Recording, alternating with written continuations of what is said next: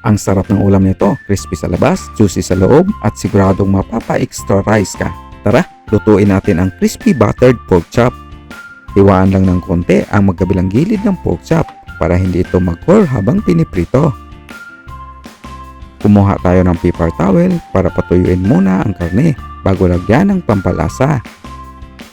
Dito sa maliit na mangkok, paghaluin ang garlic powder, chili powder, asin, ground pepper, brown sugar, at Italian seasoning. Haluin lang ito ng maayos hanggang mag-combine.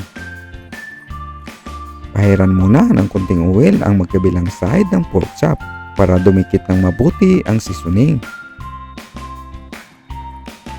Saka ilagay ang ginawang pampalasa. I-rub at i-massage lang ng konti ang seasoning sa pork chop para mas madaling manuot ang timpla. Pagkatapos ay i-marinate muna ng at least 10 minutes bago ito lutuin. Maghiwa muna tayo ng bawang at parsley saka ilagay sa butter. I-mix lang ito sa butter. Mas okay kung melted butter ang gamitin nyo para mas madaling mahalo. Sa pagprito ng pork chop, magpainit muna tayo ng konting mantika. Kapag mainit na ito, saka ilagay ang pork chop. Iprito ang first side ng 3 to 4 minutes. Saka dito pala natin ilagay ang butter. Antayin lang mag golden brown at crispy bago ito baliktarin.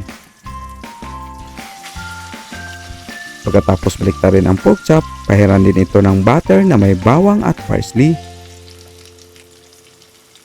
Iprito din ito ng 3 to 4 minutes or hanggang mag golden brown at crispy. Kapag well cook na ang pork chop, hanguin agad at ilagay sa chopping board. Ganito lang kadali lutuin ang ating recipe. Serve and enjoy!